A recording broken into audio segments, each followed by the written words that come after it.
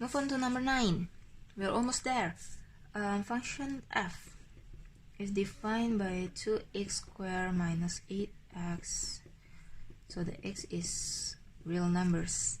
Number 1, express the fx in the form of ax plus b squared plus c.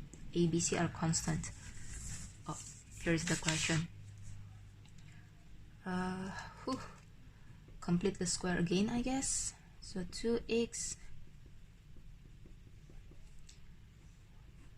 halve it, minus 4, square it, we have 16, divide by the coefficient here, so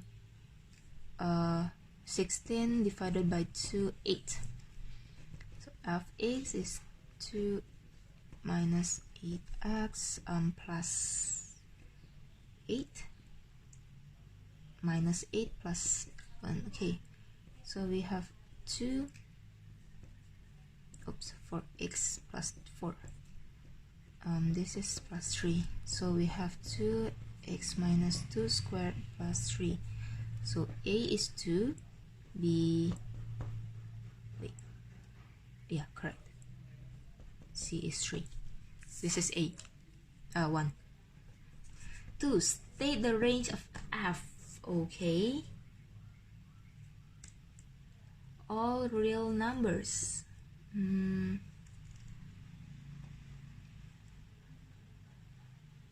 be 0, can be 3. Okay, what we need to find here,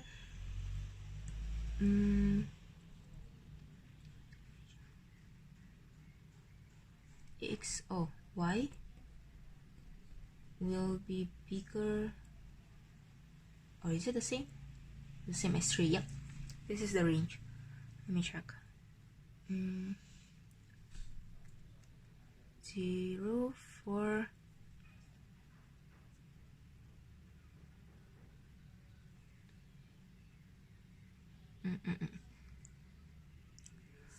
Okay, here's the reason. Because when it will go two ways, right? It's a parabol, so it will be like this.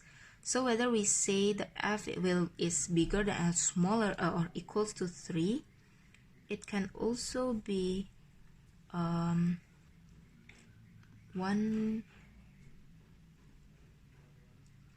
2, 3, 1, and then 2,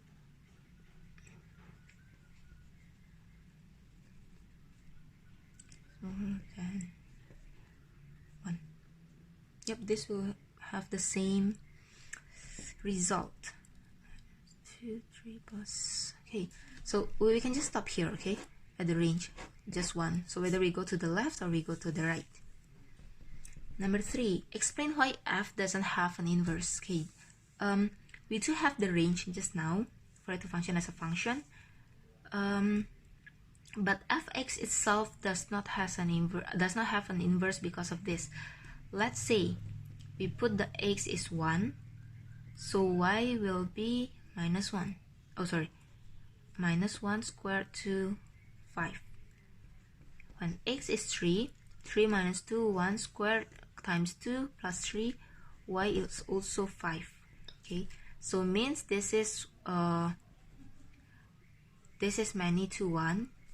While for us to have a inverse, it has to be 1 to 1. So this is the reason why fx doesn't have a function, doesn't have an inverse, right? Because it is not 1 to 1. Number 3.4. State the largest value of a. Oh, okay, we have this 2x, same number, for x more than 0. Okay, state the largest value of a for which g has an inverse. For g to have an inverse, it has to be 1 to 1, right?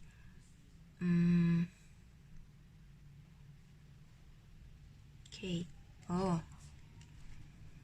we just now already put it into this type, 2x minus 2, right?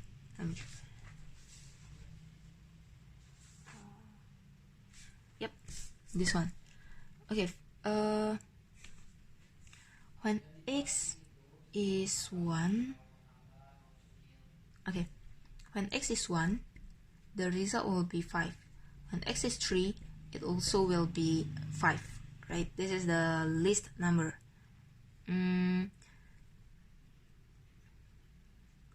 We have x smaller than 8. Okay, our range, it needs to be smaller or equals than 2, or x 4, right? Okay, but from the this is from the question, right? X is smaller than or equal to a, so we don't take this one, we take this one, which has the same form. So a is 2. Okay, now 5. When a has this value, which is this, okay, yes, we do an inverse now. So gx 2x minus 8 plus 11. Now, we use this form, is easier. When we want this, means y become x and then x become y.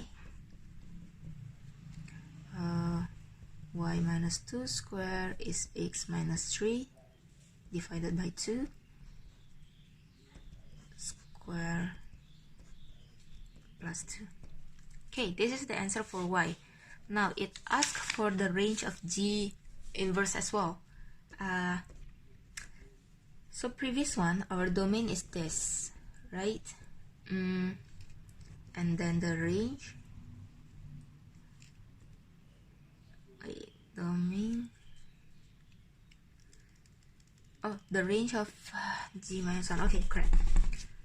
So we are finding the range of inverse of the y. Okay, so previously domain is x equal to or smaller than 2.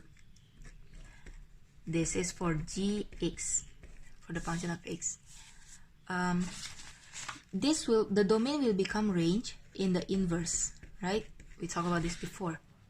So now the range g x. Yeah. Let's find the domain first. The domain is x bigger or equal to 3. It cannot be 2, because then it will be minus. When x is this, 0 plus 2, as it increase, minus 12. Okay, so here about this, find the range like this. So we find the domain, and then the y will follow. Is that all for number 9? Yep. Where is my number 10? Okay. Last